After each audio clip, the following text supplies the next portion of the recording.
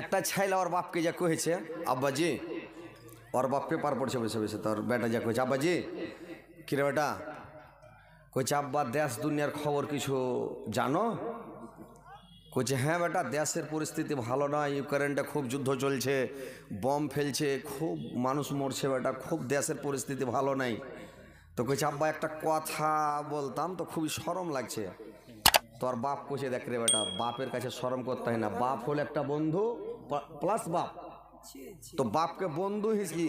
তো কইছে হ্যাঁ বল বেটা, শরম কি আছে বলে দে, কি খবর বল বেটা। বলছে আব্বা তুমি আর বিয়ে দিয়ে দাও।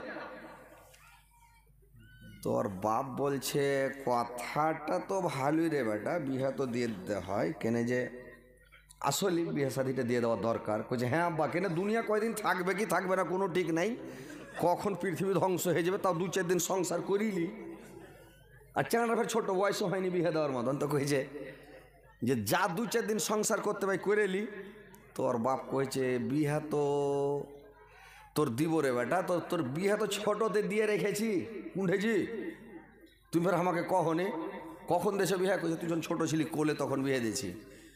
তো মানে আগে হুড়ের বিয়ে হয়তো ভাই, আপনারা তো জানেন না, বয়স্ক লোক যারা বুড়া ওরা জানে, একবার হুড়ের বিয়ে হয়েছিল একবার হুড়ের বিয়ে। মানে সরকার থেকে অর্ডার হলো যে যত বেটা বেটে তাড়াতাড়ি বিয়ে দাও, না তো আর বিয়ে হবে না, বিয়ে বন্ধ, বিয়েই হবে না। তখন কি করলে সব হুড়ের বিয়ে, যত যার বেটা বেটি আছে লাগলো বিয়ে দিতে, হুড়ের বিয়ে। তো আমরা দেখিনি, আমার পদ্মাদোরা দেখেছে মানে ওই বিয়েটা। তো হুড়ের বিয়ে যখন শুরু হলো, তো ছুটু চ্যাংড়ারও ছোটো বেটা ছোটো বেটে বিয়ে দিয়ে দিলে, ও কবুল করতে পারে না, ওর নানি কবুল করছে, মানে ওর লাতিনের বদল নানি কবুল করছে, আর পোতার বদল দাদু কবুল করছে, লাতির বদল দাদু নানা কবুল করছে, মানে এরকম করে বিয়ে হয়েছে। লাস্টে যখন বিয়ে যেটির হয়ে গেল, তারপরে প্যাটে যেটি আছে একটা আইডিয়া করে বেটা হবে না বেটি হবে, তাও বিয়ে দিয়ে দিলে। হ্যাঁ, এরকম করেও বিয়ে হয়েছিল এক জামানাতে, একটা জামানা ছিল ভাই আগে, তো ওইটা গেলে হুড়ের বিয়ে, তো ওইভাবে বিয়ে হয়েছিল। তো এই খ্যাপা তখন করেছি কি বলছে, রে তোর বিয়ে ছোটোতে দিয়েছি তোর খালে তো বহিনের সাথে। বলে ঠিকই, বলে হ্যাঁ, বলে ঠিক আছে তাহলে চলো লিয়ে এনে দাও, তাও 2-4 দিন সংসার গেলা করে লিখুন, দুনিয়াটা নষ্ট হয়ে যাবে না কি হবে, দেখেন একটা পয়েন্ট। এইবার তখন খ্যাপা করেছি কি, ওর বাপকে সাথে করে চলে এসব শ্বশুরের বাড়ি, যে তখন ওর বাপ কইছে, ওর শালিকে ডাকছে, ফুলটুসি, ফুলটুসি। তো ফুলটুসি তোর বাড়ি এসছে কথা কি, তখন বলছে কি খবর না ভালো আছো? মানে হ্যাঁ ভালো আছি। বসছে, গল্প সল্প করেছে, দেখো যে কই বেটিটাকে যে দেখতে পাই না, কইছে ঘরে আছে। তো ডাকো, ডেকেছে। তখন ওর বাপ কয়েছে যে এই তুই বহুটাকে নিয়ে যা, যে বাইরে একটু পার্সোনাল কোনো গল্প থাকে তো একটু গল্পগুলা করে লেগা, আর হারা একটু এটা হারা গল্প করছি। ও তখন লিয়ে চলে গেল দূরে, চ্যাংড়াটা ওই লইয়া বহুটাকে লিয়ে যে তখন কইছে দেখ হারকে তো ছোটোতে বিয়ে হয়েছে, তোর মনে আছে? তো মেয়েটা বলছে একটু করে মনে হয়েছে আমার, যে খুব মনে হয় না, একটু করে হয়েছে বিয়ে হয়েছে।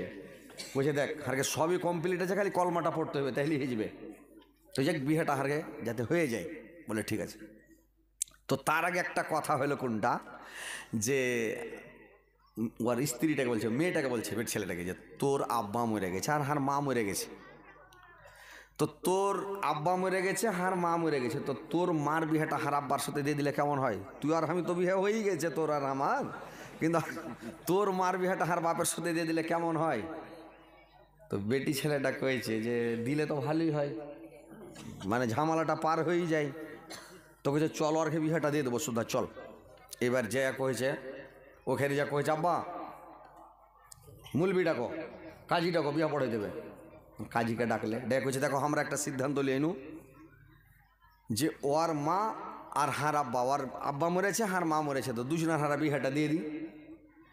তো কইছে দেখ বেটা তোরা যখন বড় হয়ে গেছি, তা তোরা যখন সিদ্ধান্ত লেছি, তো তোরকে সিদ্ধান্তের উপরে তার কথা বলা যাবে না। দেখেন বিয়ে করালে সবারই মন রাজি, বিহার কথা শুনলে কোনো মানুষের মন কি ভারী থাকবে? যে ভাই থাকবে না, কাম কাজ ঝুনে ফেলে দেবে ও একবারে। ডালি জেলবে যদি মাটি তুলতে লাগিয়ে দেন, তো পাড়া মুস্তর মতো খালি খাটা মাথা হয়ে যাবে, খালি খাটা মাথা হয়ে যাবে, বিনা বেড়াতে মাটি সারাদিন ধুয়ে নেবে ও, মানে এত বিহার একটা হুব আছে জানে। দুজনের বিয়ে দিয়ে দিয়েছে। আপনারা কোরআন কিনে দিছেন জি, কোরআন গালা কিনে দিছেন, টাকাটা দিতে পারেন না, ঠিক না? টাকা দিয়ে দিবেন, কোরআন দিয়েন না, টাকাটা দিয়ে দিবেন, নেকিটা বেশি পাবেন। কোরআন মাদ্রাসাতে জমা লেখা আছে, পড়ার লোক নাই। মসজিদে মাদ্রাসাতে কোরআন ঢেরই লেখা আছে, কত ছাত্র পড়বে, কত ছাত্র পড়বে কোরআন। কোরআন কেউ কিনবেন না, যে টাকা দিবেন কোরআনের দাম দিয়ে দিবেন, যেটি টাকা কিনছেন ওই টাকাটা দিয়ে দিবেন, এটা করে নেকিটা কোরআনের পেয়ে নেবেন। হ্যাঁ ঠিক আছে, বলছেন, রাগ করিয়েন না ভাই। হ্যাঁ, আর এখন কোরআনের দাম দিয়ে দেন, তাইলে নেকিলর মন থাকলে আর এখন কোরআনের দাম দিয়ে দেন। হ্যাঁ নাই, তাহলে বসেন, লক্ষ্য করে বসুন, এটা বসেন। এবার কি করেছে ভাই, এবার ওর বাপ মার দুজনের বিহা কিন্তু দিয়ে দিলে। বিহা দিয়ে লিয়ে গেল, লিয়ে যে তখন ওরা যখন বাড়ি চলে গেছে, বাড়ি যা কয়েছে আব্বা, ওর বেটা কইছে আব্বা তোমারকে তো বিহাটা হারা দিয়ে দিল, তো হারকে যে কলমাটা পড়াইলে না, কইছে দেখ বেটা তোরা এখন ছোট আছিস, এখন 5 বছর চুপচাপ থাক, তারপরে তখন তোর বিহাটা পড়াবো। কইছে 5 বছর হারালো করে থাকবো না, তোমার বিহাটা হয়ে গেলো, তাহলে তুমি মানে আসমানে চান হাতে পেলে নাকি আর হারা পুড়ে থাকবো? বাড়ি ঘর শালাকে সবকে জ্বালিয়া পুড়ে শেষ করে দেবো, আগুন ধরিয়া ঘর পুড়াইতে শুরু করে দেয়। আবার ওর বাপ তখন ওকে ব্যাগার টাকার ধরছে, থাম বেটা থাম, একটু থাম রে বেটা, বাড়ি পুড়েছি না। কইছে কেনে তুমি বিয়ে করে আর আমার খালি কলমাটা পড়াইলে হয়ে যাবে, আর তুমি মানে রুকে থুয়েছ। লাস্টে ওর বেটার তখন মূলবি ডেকে বিহা পড়িয়া তখন আর শান্তি পাই। তো বিহে জিনিসটা এমনই জিনিস যে ভাই মাথাতে কিছুই সুঝবে না নাকি।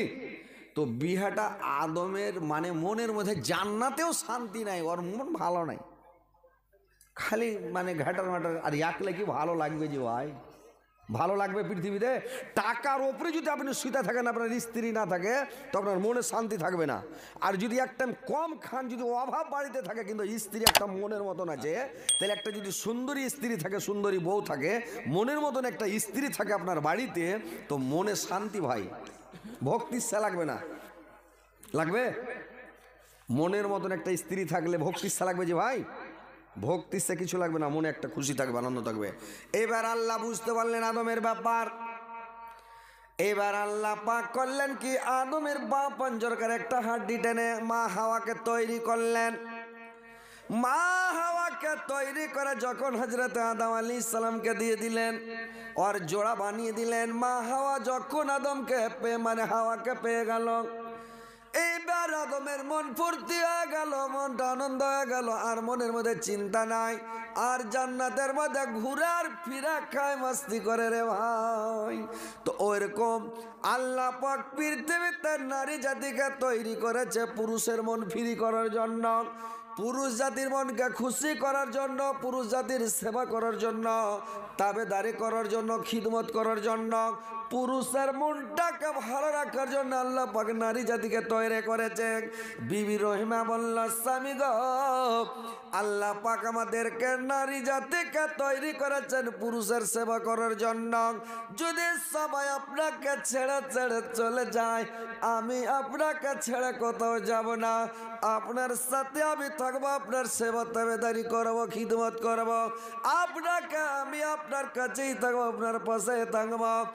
এবার বিবি রহিমা করে কি, স্বামীর সেবা যা করতে লাগলো রে ভাই, এমন করে সেবা করতে লাগলো যে সারা শরীরে দুর্গন্ধ, আর সারা শরীরে পুজ বের হয়, রক্ত বের হয়, গদগদে হয়ে থাকে। পানি গরম করে চিপে চিপে পুজগুলোকে বের করে দেয়, গরম পানি করে ধুয়ে দেয়, আর সারা শরীরটাকে ধুয়ে দিয়ে এবার উঠতে পারে না আইয়ুব আলাইহিস সালাম। বিবি রহিমা করে কি, ওর চুলগুলোকে হাতে বাড় দিয়ে ধরে, আর কোনো রকম করে চেড়ে উঠিয়ে বসায়, আর বসিয়ে তাকে কোলে করে ধরে থাকে, আর মানে খাবারগুলোকে তার মুখে তুলে তুলে দেয়, খাবারগুলোকে হযরত আইয়ুব আলাইহিস সালাম খায়। এইভাবে স্বামীর সেবা যখন করে, গোটা গ্রামের লোক বাদী হয়ে গেল। গ্রামের লোক সব মানে তার বিরোধী গাইতে লাগলো যে এটা কোনো মানুষ না, এটা পরি না, জিন না, এটা কোনো পেতনি না, এটা কি জিনিস। সবাই ছেড়ে পালিয়ে যাচ্ছি, ছেড়ে পালাই না, সবাইকে দুর্গন্ধ লাগছে, বিবি রহিমাকে লাগে না। ব্যাপারটা কি? তার মানে বিবি রহিমা যাবে না, বলছে স্বামী গো, আমি আপনার সাথে সুখ ভাগ করেছি, শান্তি ভাগ করেছি, যখন আপনি ভালো ছিলেন আপনার সাথে আমি মজবাস্তি করেছি, কত আনন্দ করেছি। আজকে হয়তো আপনি নরমে গেছেন, কমজোর হয়ে গেছেন, দুর্বল হয়ে গেছেন, বলে আজকে আপনাকে আমি ছেড়ে দিব। আর আপনাকে ছেড়ে আমি চলে যাব, এটা কোনোদিন হতে পারে না। তো আপনার সাথে যখন আমি সুখ ভাগ করেছি, আজকে দুঃখের সাথীও হয়ে থাকবো। কিন্তু দেখেন মায়েরা বোনেরা, যদি তোমার স্বামী দুর্বল হয়ে যায়, কমজোর হয়ে যায়, তোমার স্বামীকে বেমার হয়ে যায়, তোমার স্বামীকে ছেড়ে তুমি পালাইও না। এখনকার মেয়ে ছেলেরা ওন্না দিয়ে দেয়, তোমাকে বিয়ে করে কোনো সুখ পেনু না, জি শান্তি পেনু না, তোমার পোকা লাগায় ছুটে না, সব দিনকারই কুচ লড়া কোন ঠেকার রুখ ধে মুখ ধে সারাটা জীবন এরকমই। দেখেন 2-4 দিন যদি বিছানে পড়ে তো ওর জাত মেরা শেষ করে দেবে, করে না? তো মা বোনেরা ভালো করে শুনেন, স্বামীর জেদ কোনোদিন মারবেন না, স্বামীর নিন্দা করবেন না, স্বামীর বদনাম করবেন না। স্বামীর সেবা করেন মন দিয়ে, স্বামীকে খুশি করেন মন দিয়ে। স্বামী যাতে তোমার জন্য সবসময় দোয়া করে, আর মনের মতন স্ত্রী পেয়েছি লোকের সামনে যাতে গল্প করে, আর মানে সব সময় যাতে তোমার তারিফই করে, এরকমভাবে স্বামীর সেবা করতে হবে, খিদমত করতে হবে, স্বামীকে সন্তুষ্ট রাখতে হবে। তাহলে তো স্বামী তোমার জন্য দোয়া করবে, তোমার উপরে খুশি থাকবে, তাহলে তো তুমি জান্নাতে যাবা। মা বোনেরা ভালো করে কথাটি শুনেলেন। একদিনের ঘটনা, আল্লাহর নবীকে যখন আয়েশা গোসল করাতে গেছে রে ভাই, আয়েশাকে যখন গোসল করাতে লেগেছেন, আল্লাহর নবী একটা তক্তার উপরে উঠেছেন, আর তক্তার উপরে যেমন উঠেছে আল্লাহর নবীর মাথাতে সব পানি ঢালতে লেগেছেন। পানি ঢালছেন, গোসল করেছেন, পানি ঢালছেন, গোসল করেছেন, আল্লাহর নবী গোসল করছেন।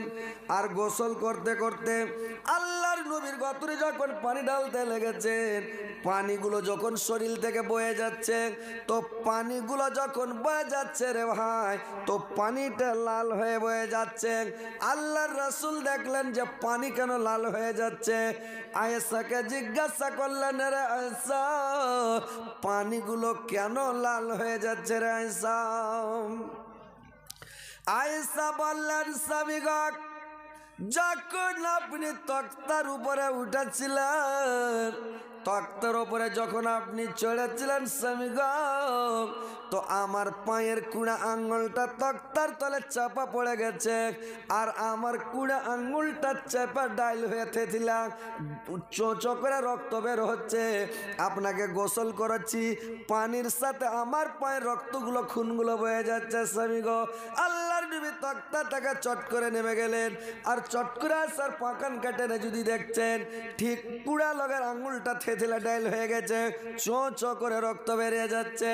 আল্লাহর নবী দেখে বলল, এসারে তুমি একবার উহা করলে না, তুমি কটবিস করলে না, তুমি একবার আমাকে উঠতে বললেন না, যা একটু নেমে যান তক্তা থেকে, কেউ একটু সেরে বসুন, কে একটু নামুন, আমি পাটা টেনে নিই। কি পা ঝাড়াঝাড়িও করলে না, টানাটানিও করলে না, ব্যাপারটা কি আয়েশা? আয়েশা বললেন, স্বামীগণ, আমার তো শুধু একটাই কুড়া আঙ্গুল চেপেছে, যদি আমার 2 পায়ের সবটি আঙ্গুল যদি চেপে যেত, আর আঙ্গুলটি যদি থেতলা ডাইল হয়ে যেত, যদি সবটি আঙ্গুল ফেটে রক্ত বয়ে চলে যেত, তবু আপনাকে আমি কষ্ট দিতে পারতাম না, আঘাত দিতে পারতাম না, তক্তা থেকে আপনাকে নামতে আমি বলতে পারতাম না। স্বামী গো, স্বামীকে কত ভালোবাসে ভাই। এখনকার মেয়ে ছেলে হলে যদি খালি একটুক লোকটা কুচিলে যায়, ওকে 3 পাল্টি দিবে ধাক্কা মেরাই, রে মুখ পোড়ার বাটা, কপালে চোখ নাই নাকি তোর? কি ভাই বলতো কিনা? মারবে ধাক্কা, ওকে উল্টে ফেলে তোর কপালে চোখ নাই। হাঁটতে হাঁটতে যদি একটু ঝোঁকে পা পড়ে যায়, একটু পা যদি পড়ে যায়, তাহলে একটু কুচিলে গেলি রেগে যাবে, উফ কপালে চোখ নাই, আর আল্লাহকে হুঁশ দেয়নি, জ্ঞান দেয়নি, আধৈসা হয়ে যাইছে, বয়সের বুড়া হয়ে যাইছে, ওর হুঁশ নাই, হাঁটার ঢং নাই, ও লোকটাকে কুচলে দিলে 14টা কথা শুনাইবে, হয়তো সারাদিন চালাও করবে না, খাইতেও দেবে না, সেবাও করবে না, নাকি? এরকম মেয়ে ছেলে আছে। তো মা বোনেরা ভালো করে শুনেন, স্বামীর সেবা করেন, স্বামীকে খুশি করেন, সন্তুষ্ট করেন, স্বামীকে ভালোবাসেন। স্বামী হচ্ছে জানের জান, স্বামী হচ্ছে প্রাণের প্রাণ, স্বামী হচ্ছে তোমার অর্ধেক জীবন। আর ভাই, আপনাদেরও অর্ধেক জীবন হচ্ছে নারী জাতি, মহিলা জাতি, আপনাদেরও অর্ধেক জীবন, নাকি? আমাদের অর্ধেক জীবন এটা একটা, মানে বডিটা হচ্ছে কি, এই বডিটা হজরত আলী, নাকি? আমার কোথাও লেখা কি আছে, কোনো জায়গায় যা দাগ আছে এটা হজরত আলী, কিন্তু লেখা নাই, কিন্তু সবাই জানে যে এটা হজরত আলী। তো এইবার এই যে একটা জীবন, তো এই জীবনটা স্ত্রীর জীবন অর্ধেক আর পুরুষের জীবন অর্ধেক, দেয় একটা জীবন। তো স্ত্রীকে ভালোবাসতে হবে স্বামীকে, স্বামী ভালোবাসবে স্ত্রীকে। তো স্বামীকে কষ্ট দেওয়া যাবে না, আর স্ত্রীরাকে আপনারাও কষ্ট দিতে পারবেন না।